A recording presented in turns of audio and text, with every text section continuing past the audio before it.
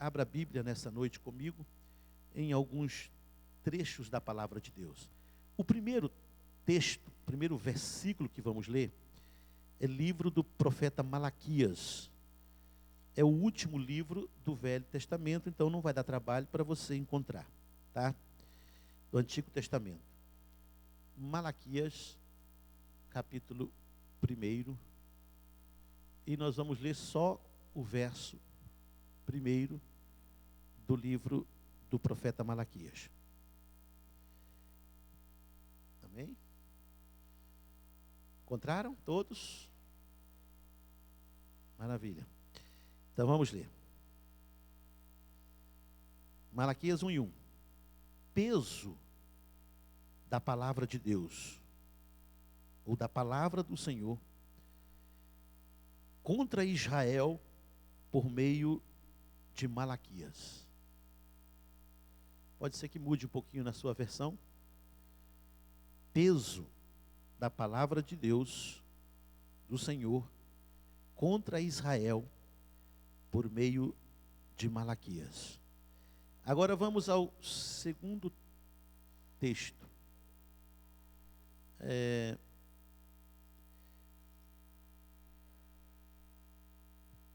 Romanos, capítulo 1 e o verso 16. Romanos, capítulo 1 e o verso 16. Podem encontrar Romanos 1 e 16.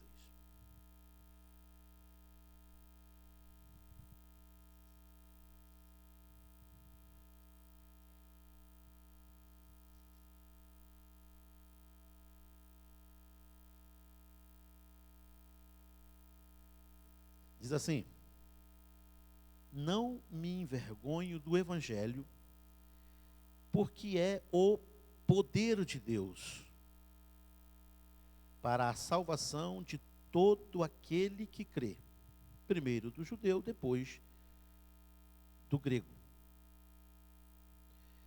Não me envergonho do Evangelho, porque é o poder de Deus para a salvação de todo aquele que nele crê. Amém. Nós vamos fazer menção de outros textos, e quando eu os anunciar, você abre a Bíblia e acompanha comigo, tá? A mensagem do profeta Malaquias, ela foi urgente, urgentíssima para Israel. Ela foi essencial à sobrevivência dos judeus. Sem ela, eles teriam perecido na sua incredulidade. Era um momento de completa crise na nação. Malaquias, quando comissionado pelo Senhor, se viu na obrigação de entregar a mensagem. E ele chegou a questionar, dizendo: olha, essa mensagem é muito dura. Era uma mensagem pesada para Israel. Ele intimou a todos ao arrependimento. Ele começou dos ministros do altar e terminou no mais obscuro dos adoradores do povo. A mensagem encampou todo mundo. Nós vamos ver isso hoje. Não escapou ninguém. Era uma mensagem duríssima. E eu penso que hoje nós não podemos nos enganar. Nós vivemos um período semelhante. Crise muito forte. E o Senhor, através do seu Espírito, está nos conclamando para que retornemos a uma vida de piedade, uma vida de modéstia, uma vida de temor. É isso que Deus quer nesses últimos dias. Vida de piedade, vida simples, modéstia é vida simples. E vida debaixo do temor de Deus. Essa é a urgência. Sabemos muito pouco sobre a vida do profeta. Seu nome significa meu mensageiro. poucos informes nós encontramos no Antigo Testamento sobre o profeta Malaquias. Mas os que temos indicam ter ele vivido no 5º século antes de Cristo. Ele exerceu o ministério um pouco antes ou nos dias em que Neemias se tornou governador de Jerusalém. Então, uns 80 anos antes, Zorobabel veio com a primeira leva de judeus e reconstruiu o templo. E naquela época da reconstrução do templo, 2 profetas que na Bíblia são vizinhos de Malaquias, Ageu e Zacarias, incentivaram o povo a construir o templo. E fizeram grandes promessas para Israel. Mas as promessas eram condicionadas, presbítero Divino Cesário. E o que aconteceu foi o seguinte: o povo não obedeceu, não andou conforme o Senhor tinha dito, e Deus também não cumpriu a palavra. As promessas de... Aí pode chocar, Deus não cumpriu a palavra? A palavra era condicionada. E não havendo reciprocidade da nação, nenhuma promessa que Ageu prometeu, que Deus prometeu através do profeta Ageu, e nem de Zacarias, se cumpriu. E a nação acabou entrando numa vida muito distante de Deus, foi distanciando de Deus. Malaquias era originário, provavelmente, da tribo de Levi, porque ele tinha muita intimidade com o culto. Quando você lê a mensagem de Malaquias, você percebe que ele entendia do cerimonial do tabernáculo. Então, se deduz que ele era levita.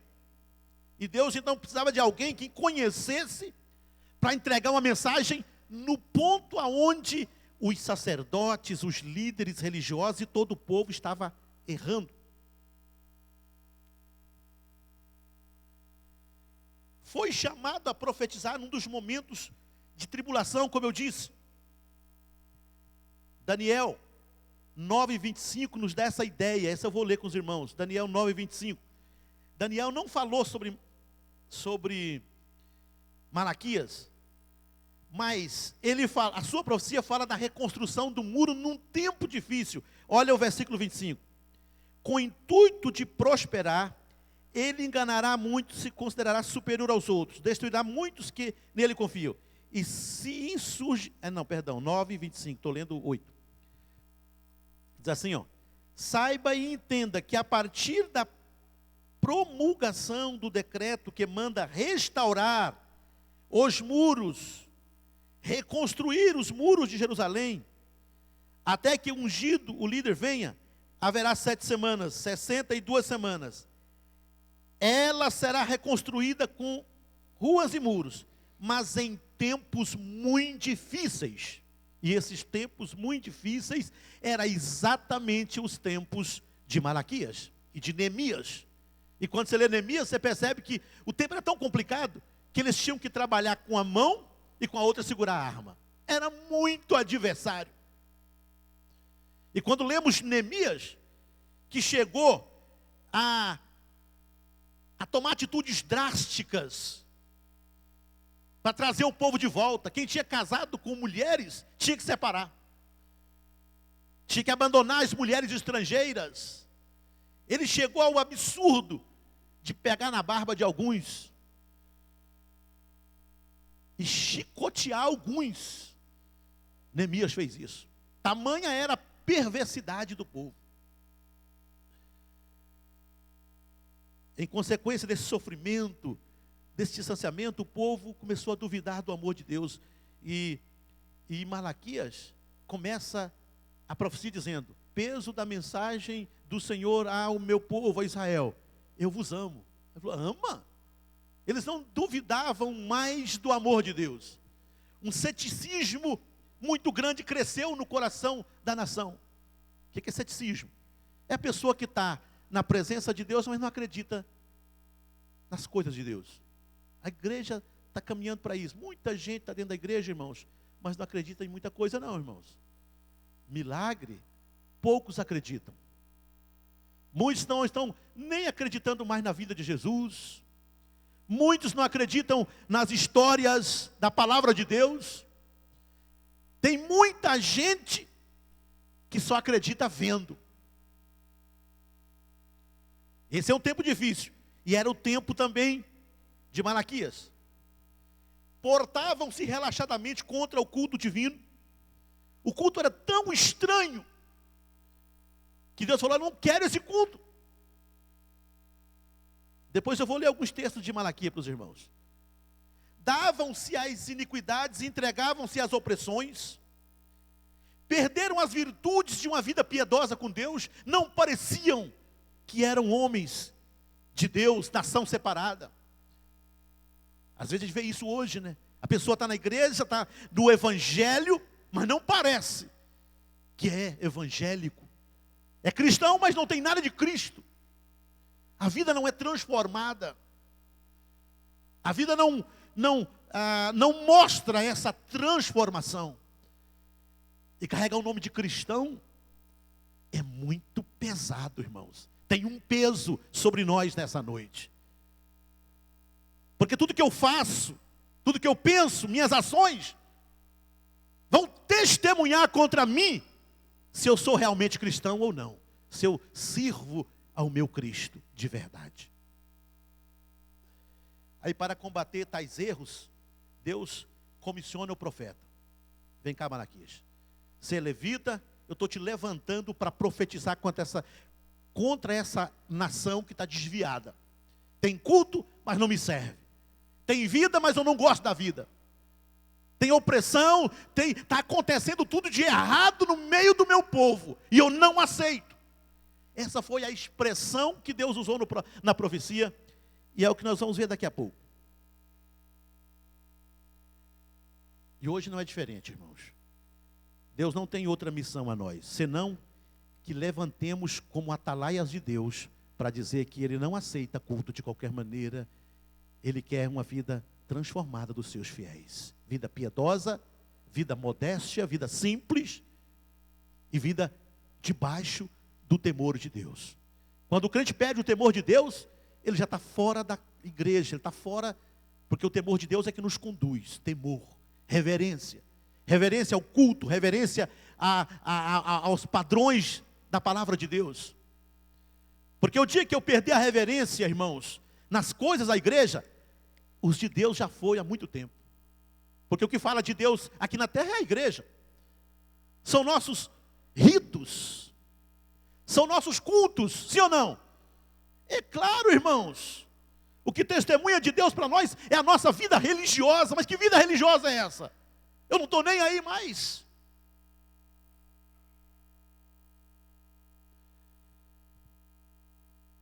Podemos dizer, sem risco de errar, a mensagem era urgente para Malaquias e é urgente para nós hoje. Parece que eu ouço aquela palavra de Jesus nas cartas do Apocalipse: quem tem ouvido, ouça o que o Espírito diz às igrejas.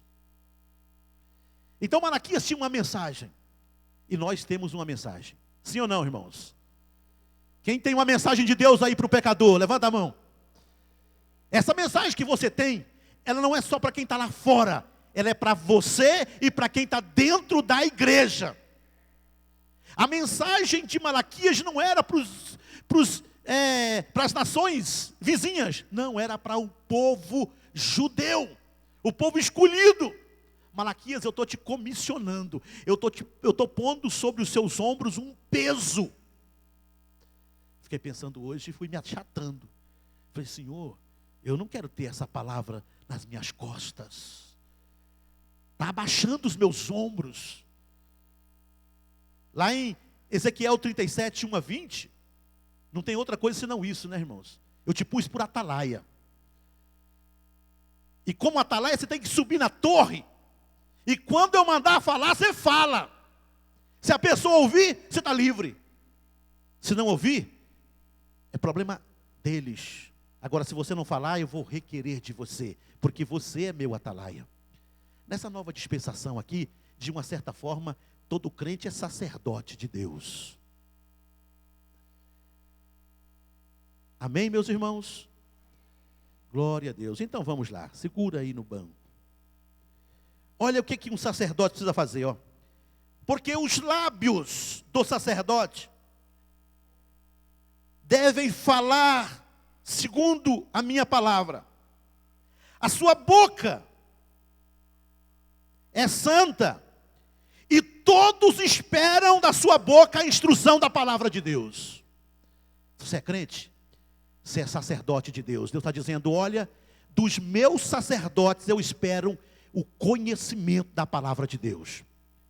Quando você abrir a boca, as pessoas têm que aprender sobre a minha lei, sobre a minha palavra, da boca dos sacerdotes.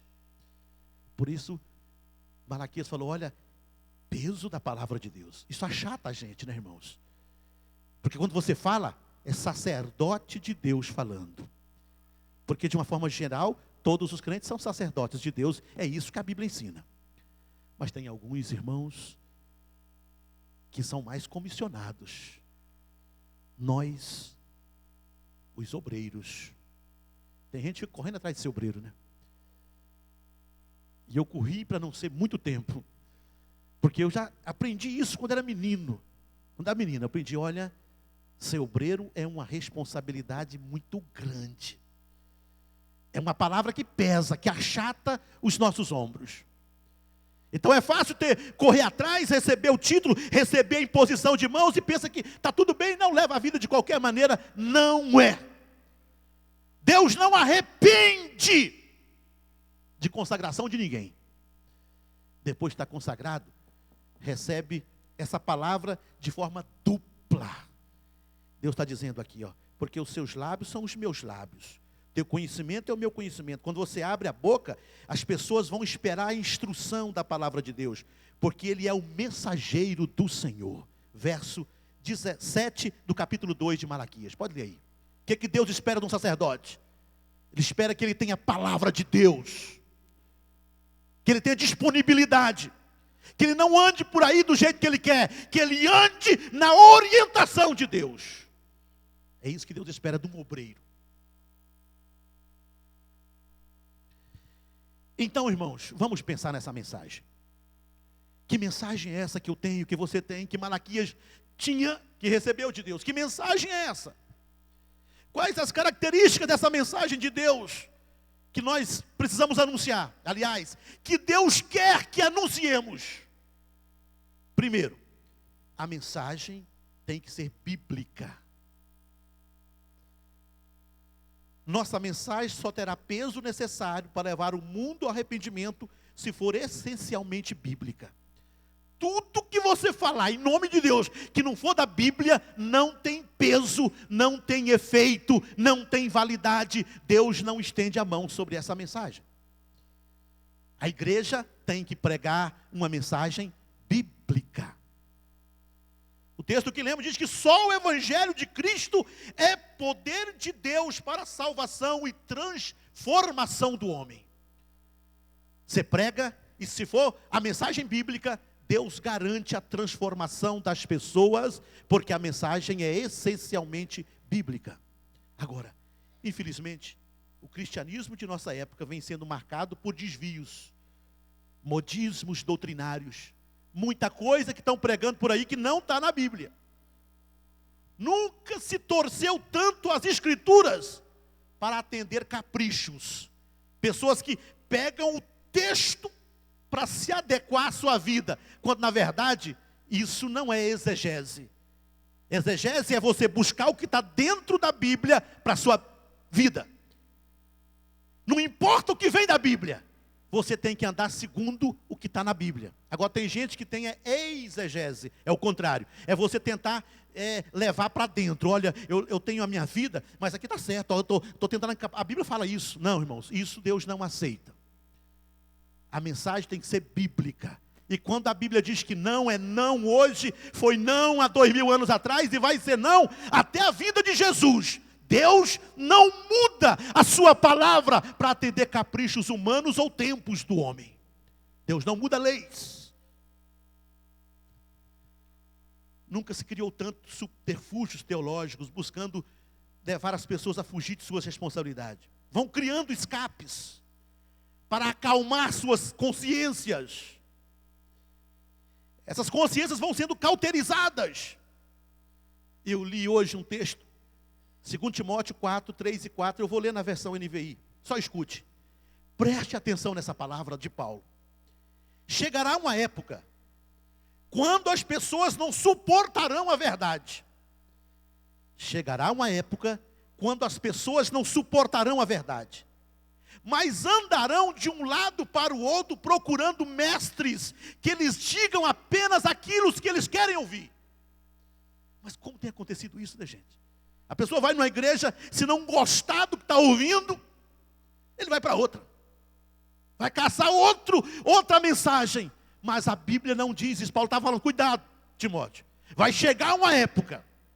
E chegou, irmãos. As pessoas não suportam a palavra de Deus. Mas vão atrás de mestres, de igrejas, de teologias que lhes agrade.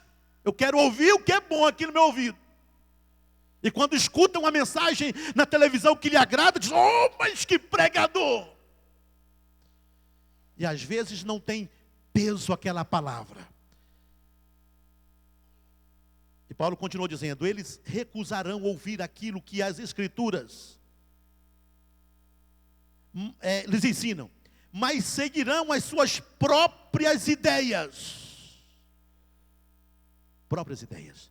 O versículo anterior diz, as Escrituras foram nos dadas para consertar a nossa vida. Eu vou ler daqui a pouco. Então são muitas invenções teológicas, irmãos. E elas são férteis, são joios no meio do trigo. Jesus falou isso em Mateus 13, 25. Por exemplo, teologia da prosperidade.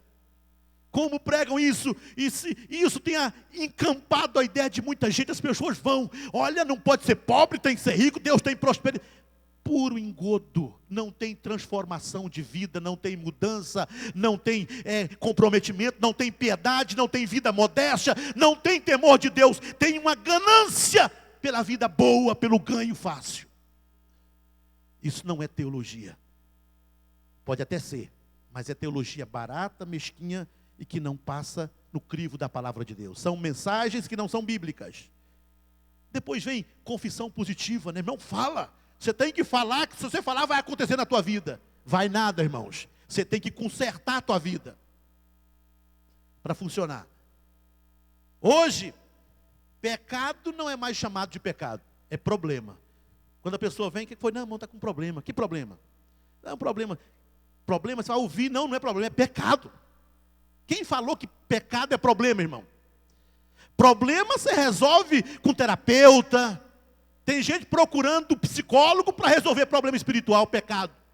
Pecado tem que ser confessado, irmãos. Você tem que buscar ajuda, consertar a vida. Então, nunca que pecado foi problema. Problema é problema. Pecado é pecado. Você tem que voltar para a presença de Deus e confessá-lo e arrepender e depender da ajuda de Deus. Também não quero ser aqui extravagante, porque há casos em que a pessoa precisa de ajuda e de repente um profissional pode ajudar, mas é problema de saúde. Espiritual não. Espiritual, Deus tem a sua igreja e os seus pastores, mas tem muita gente fazendo fuga. Isso é tempos modernos, irmãos. Tempos que as pessoas não suportam ouvir. Meu irmão, você está errado, você tem que consertar a tua vida. Aí sai atrás de supostos mestres, vai aqui, vai acolá. Não resolve. Resolve é vir para a presença de Deus e pedir ajuda.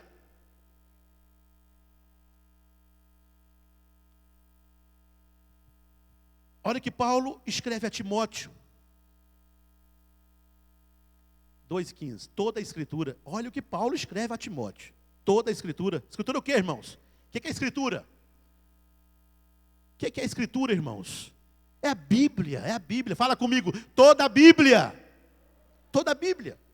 Paulo falou assim para Timóteo, Paulo, naquele mesmo texto dos últimos dias, falou, Paulo, Timóteo, toda a Escritura nos foi dada por inspiração de Deus. E é útil para nos ensinar, fala, nos ensinar o que é verdadeiro, para nos fazer compreender o que está errado na nossa vida. ela nos endireita e nos ajuda a fazer o que é correto. Ela é um meio que Deus utiliza para nos tornar bem preparados em todos os pontos da nossa vida e habilitado para toda boa obra. Paulo escreveu para Timóteo, falou assim: olha, é a Bíblia. A mensagem de Deus tem que ser bíblica. Fora da Bíblia não tem vitória espiritual. Pode ter vitória material, pode ter acompanhamentos, mas vitória espiritual, salvação, só através da Bíblia. Amém, meus irmãos? E olha, tanto que Paulo foi claro, vou repetir, vocês só ouçam. Timóteo, toda a Escritura nos foi dada por inspiração de Deus.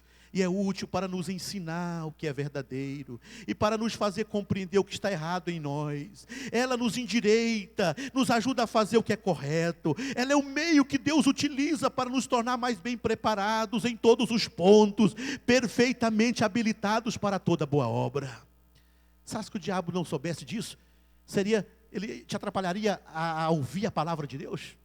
Ele faz de tudo para você não ter contato com ela. Às vezes você lê, mas é uma leitura sem norte, sem comprometimento, sem piedade. Mas até que vocês que estão aqui na terça-feira, dá um sinal de que dá valor à palavra de Deus. Porque terça não tem nem muito ganho aqui, não tem muita música, é pouca. Vem porque tem prazer de ouvir a palavra de Deus. Mas salvação passa pela Bíblia, meus amados. Salvação passa pela Bíblia. É na Bíblia que você vai encontrar norte para a tua vida espiritual. Amém, queridos? Glória a Jesus. Louvado seja o nome do Senhor. Segundo lugar, além de bíblica, a mensagem que portamos tem que ser cristocêntrica. Tem que ser pelo Evangelho. O texto que eu li de Romanos diz: porque o Evangelho de Deus é o que, irmãos? Poder de Deus. Então, está havendo hoje, irmãos, falta de sermão bíblico, que contém o Evangelho. Está tendo muito sermão, mas não é cristocêntrico. As pessoas pegam um texto e pregam, mas não falam da cruz. Por exemplo, se discorrermos sobre Davi, e não mencionarmos ou incluirmos a obra vicária de Cristo em algum momento da pregação, essa pregação é bíblica, mas não é cristocêntrica. Porque Cristo é o ponto culminante dos dois testamentos.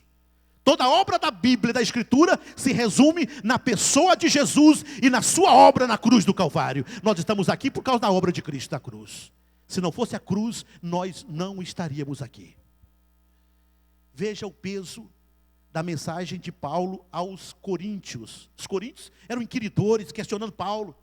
Paulo pegou e falou: gente, olha, escuta aqui. 1 Coríntios 2, 1 e 2. Ele falou assim, e eu, irmãos, quando fui ter convosco, anunciando-vos o testemunho de Deus, o Evangelho, eu não fui com sublimidade de palavras ou de sabedoria, porque nada me propus saber entre vós, senão que Jesus Cristo morreu na cruz para salvar a humanidade.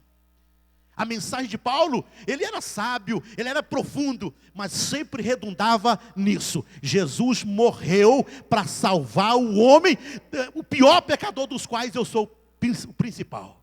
Então toda a nossa mensagem tem que redundar nisso, resumir nisso. Jesus salva, cura e batiza com o Espírito Santo. Só Jesus pode resgatar o homem de toda a sua tragédia pecaminosa.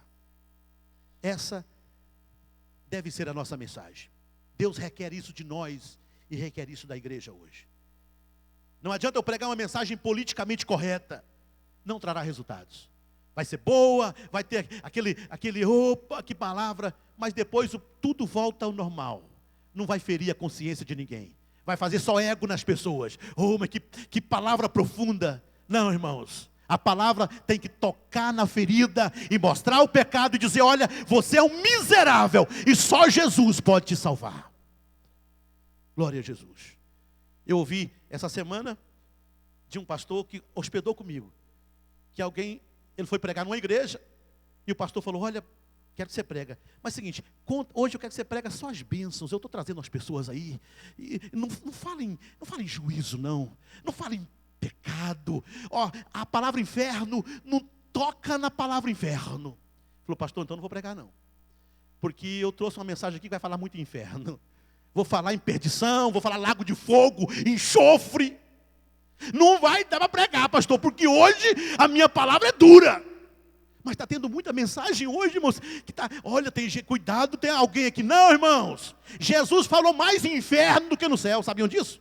Pega o Novo Testamento e vai lendo para vocês verem. Jesus falou muito mais em inferno. Porque ele é uma realidade, irmãos. Inferno é o final de uma vida sem Deus. Se não consertar, vai parar lá mesmo.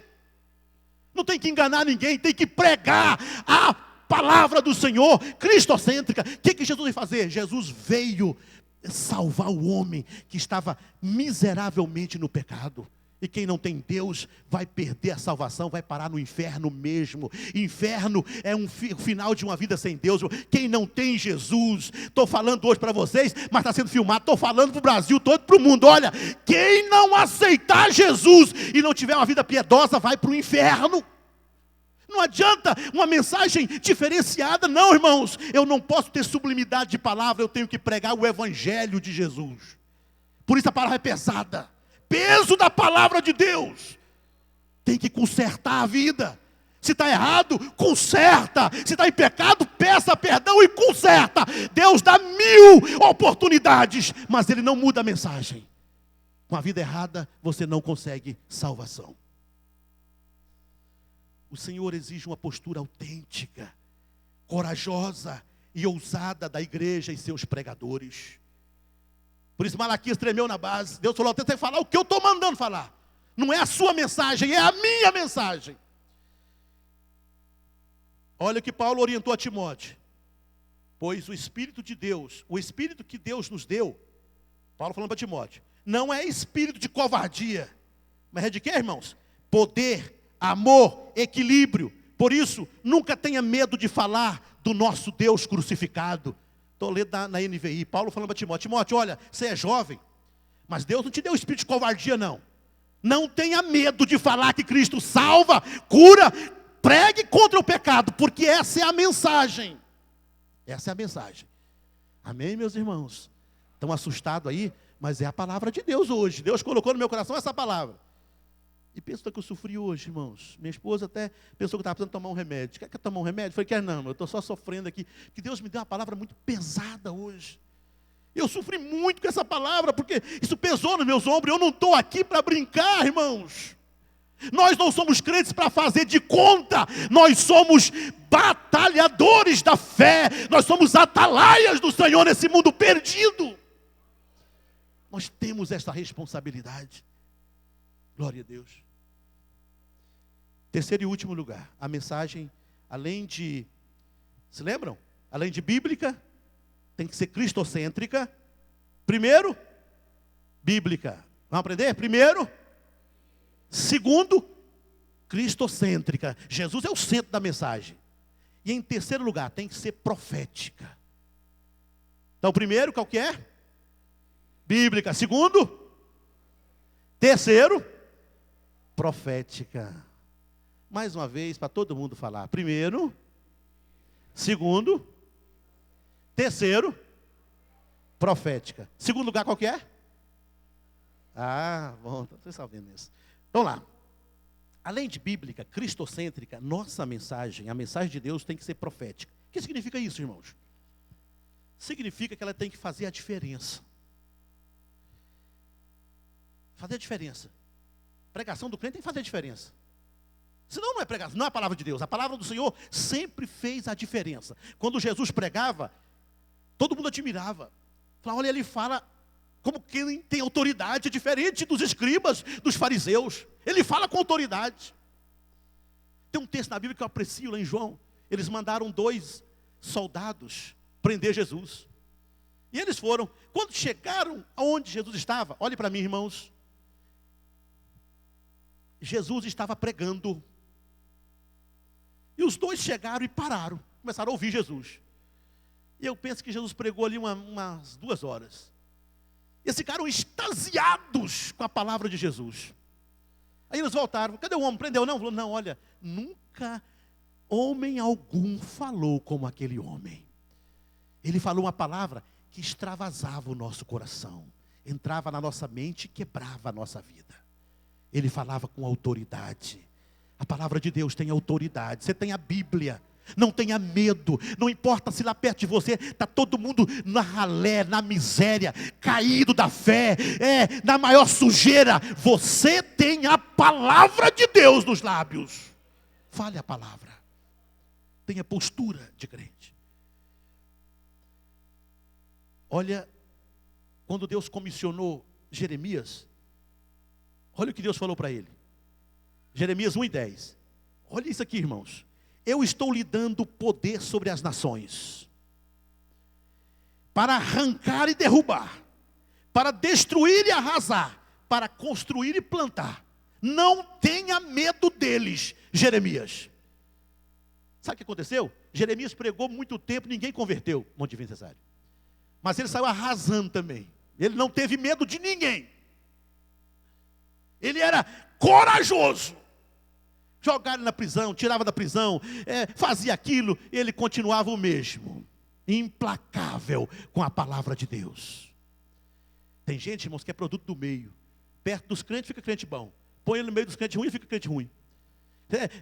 Perto dos fiéis, ele fica crente de oração. Aí tira do perto, aí para de orar. É produto do meio. Mas quem tem Deus e compromisso com a palavra, pode pôr ele lá no meio da cova dos leões, que ele vai continuar crente. Tira, põe na fornalha, continua crente. Põe lá na empresa, ele continua crente. Tira da empresa, troca de empresa, ele continua dando testemunho, porque tem a palavra de Deus no coração. Significa também, irmãos, que tem que ser entregue com coragem. Outra vez, Jeremias, em sua missão profética, foi procurado pelo rei Zedequias. Nessa época, já tinha 20 e tantos anos de ministração. O rei tacou ele no calabouço, porque ele pregava a verdade, e tinha um monte de profetas falsos pregando outra mensagem. Não, rei, vai dar tudo certo. E Jeremias dizendo, olha, vai dar tudo errado. O Nabucodonosor está vindo aí, está vindo o castigo. E os profetas falsos, eles pegaram e jogaram Jeremias no calabouço. Jeremias 37:17. Mas a coisa complicou. Chegou alguém para o rei e falou, olha, tem um inimigo que cercou. E ele falou, rapaz, será que o profeta está certo? Mandou chamar Jeremias. Foi alguém na frente e falou, Jeremias, olha, vê se você fala coisa boa para o rei. Jeremias chegou na presença do rei Zedequias, na sua casa, em secreto. Se fosse qualquer um de nós, perto do palanque ali, como é que chama, onde o rei senta? No trono, ouro ali, Jeremias ia ficar meio baqueado, né? Já pensou você pregando lá no governador, lá na Dilma? Você ia caçar palavras bonitas, né, para falar. A dona Dilma, a presidenta. Jeremias chegou e o rei lhe perguntou, há uma palavra de Deus para mim? Jeremias, todo sujo de lama, saiu lá do calabouço e falou, qual? Na mão do rei de Babilônia serás entregue. Você vai ser morto. O rei vai te matar. O rei Nabucodonosor. Você não vai escapar. Essa é a mensagem que eu estou pregando há 25 anos aqui em Jerusalém. E agora a mensagem está cumprindo. É por esses dias. O rei quase caiu do trono. Jeremias ficou firmão. Porque Deus tinha dito, olha, você não tenha medo. Lá no versículo 10 do capítulo 1, Deus falou para ele, eu vou te chamar. Você vai ser como um trator, mas não tenha medo, tenha coragem. Então, irmãos, a mensagem nossa tem que ser profética, irmãos. Tem que ter unção. Tem que ser revolucionária. Tá? Isaías diz, assim será a palavra que sair da minha boca, ela não voltará para mim vazia. Antes fará o que me apraz e prosperará naquilo pela qual eu a enviei. Essa mensagem bíblica, cristocêntrica, profética, ela vem na unção do Espírito Santo de Deus. O Espírito Santo é quem dá peso profético à mensagem do Evangelho. É Ele que dá peso. Significa que os portadores têm que ser ungidos. Tá? Todo mundo que prega tem que ser ungido por Deus para pregar. Porque Deus unge a palavra e unge o profeta. Quando você prega, você está pregando como a profeta de Deus, com a unção do Senhor sobre a sua vida. Você tem que saber disso. Quando você prega para alguém pedir para você as razões da tua fé, você diz: olha, Jesus me salvou, porque Cristo foi à cruz e morreu por mim para me libertar dos meus pecados e quer libertar você também. Às vezes cortamos volta, irmãos, mas o obreiro tem que se pôr na torre e assumir a posição de atalaia do Senhor. Todo obreiro que está aqui nessa noite, quem é obreiro aqui, diácono, cooperador, levanta a mão assim. Esposa de pastor, né? Cantoras, todas as cantoras, levanta a mão assim, ó. Quem canta, tudo é obreiro, irmão. Você sobe aqui em cima para cantar, não é obreiro, é ministro. Você tem que ir para a torre. Igual Deus mandou Ezequiel, e vai para a torre. Fica na torre. Como meu atalaia para falar o que eu mando. Não é o que você manda, é o que eu estou mandando você pregar. Essa é a mensagem de Deus para nós hoje, irmãos. Porque é muito fácil, irmãos, eu achar alguma coisa que encaixe. Não. Os dias que eu mais sofro é segunda e terça. Porque eu falo: Senhor, tem tanta coisa que eu guardei aqui, ó, eu vou guardando isso aqui. Isso aqui é bom para uma terça. É bom. Mas será que é bom para Deus? Aí quando chega na segunda-feira eu entro em crise. Aí não vem nada na mente. Senhor, o que isso quer, Senhor Deus? O que eu vou falar? E ontem eu fiquei o dia todo, minha mulher fica escutando: rapaz, você me atazana. E eu fico: não veio nada, está seco aqui, não chegou. De repente, chega, irmãos. Mas quando chega assim, irmãos, isso me deixa, pastor Ismael, agoniado. Porque, olha, Deus quer uma mensagem que às vezes eu não quero. Deus quer uma palavra que às vezes não é a que eu quero. E muitas vezes não é a que as pessoas querem ouvir também. Mas nessa noite eu sei que pode às vezes não ser a sua mensagem, mas é a que Deus está dizendo para nós. Você tem a palavra cristocêntrica, você tem a palavra bíblica, você tem a palavra profética, porque você foi ungido por Deus para pregar a verdade de Deus. Eu não estou dizendo para você ser grosso com ninguém, não. Você pode falar que Jesus leva para o inferno rindo. Ó, Jesus, se você não consertar, vai para o inferno. E fala rindo, mas Jesus te ama muito, né? Eu conheci um pastor que ele pregava para todo mundo. Ele era bom de púlpito, não. Mas quando chegava no corpo a corpo, como disse Cesário, não tinha juiz, não tinha delegado, não tinha prefeito, não tinha político. Ele falava: olha, você é muito abençoado aí, rico, ó, só tem uma coisa, tem que consertar a tua vida, viu? Com essa vida aí você vai ficar no inferno. E falava e abraçava a pessoa, e não adiantava questionar, não. Ele tinha autoridade de Deus, unção de Deus na vida. E você é profeta de Deus aqui nessa noite. Aleluia, glória a Jesus. Malaquias percebeu que o culto era sem qualidade, desprezível. Olha aqui o versículo 10 do capítulo 1. Sabe o que Malaquias falou para o povo de Israel, para os sacerdotes, para os pastores da época? Falou: oxalá que surgisse um pastor que fechasse o templo, um sacerdote. Deus falou para o profeta Malaquias falar isso para a nação. Oxalá que surgisse um sacerdote que trancasse o templo, para não me fazer esse culto mesquinho, esse culto desprezível. Eu não quero esse culto. Eu sou o Deus dos exércitos. Eu quero o que eu ensinei a Arão. O povo estava fazendo tudo errado. E Deus falou: do jeito que você está fazendo é melhor parar. Eu não vou falar essa palavra aqui hoje, né? Mas que consertar nós precisamos, isso é verdade. Fazer o culto de qualquer maneira, cantar de qualquer maneira, sem concentração, isso Deus não agrada, irmãos. Subir aqui para cantar, ou cantar embaixo, cantar: oh Jesus, eu te amo, mas não ama quem está perto de você, está dividido, está com problema. Deus está dizendo: não quero esse culto não, esse culto é desprezível. Jesus, eu dou a minha vida por ti, dá nada, porque Jesus falou assim: você me ama o seu próximo. Então não tem vida entre os irmãos. E quando abre a boca, chega, chora, cantando: Senhor, eu sou teu, a minha vida, eu dou meu coração. Será que dá mesmo? Deus está dizendo, igual falou para Malaquias: eu não quero isso. Eu quero sinceridade. Eu quero compromisso. Eu quero temor. Não havia sinceridade do coração do povo para com Deus. Nem os levitas, nem os sacerdotes. Estava todo mundo fazendo de qualquer maneira. Sabe o que eles faziam naquela época? Deus tinha dito para Moisés, para Arão através de Moisés: olha, quando for fazer um sacrifício, tem que ser um animal de 7 anos. Ele não pode faltar nenhuma unha. Se tivesse uma unha quebrada, Deus não queria. Sabe o que eles faziam lá? Deus falou aqui, está aqui no livro de Malaquias, 3 capítulos, lê para vocês verem depois. Olha, quando alguém quer livrar de um animal cheio de defeito, manquebra, aí não vou dar isso para o sacrifício. Deus não está nem aí com esse negócio, Deus quer um gesto. Deus falou, não quero não, irmão. Eu quero o melhor que você tem, é a minha lei. Então eles faziam um culto desprezível. Quer nessa vida hoje fazer o melhor culto para Deus? Primeiro esvazia seu coração de qualquer vaidade, de qualquer sentimento, de qualquer raiz de amargura, e venha para cá, não importa a situação que esteja. Senhor, eu estou começando de novo, mas eu estou aqui completamente me jogando nos teus pés. Jesus olha e fala, opa, estou gostando daquele coração lá. Errou até hoje, mas consertou agora. Está completamente novo na minha presença. Deus quer privacidade. Só você e Deus.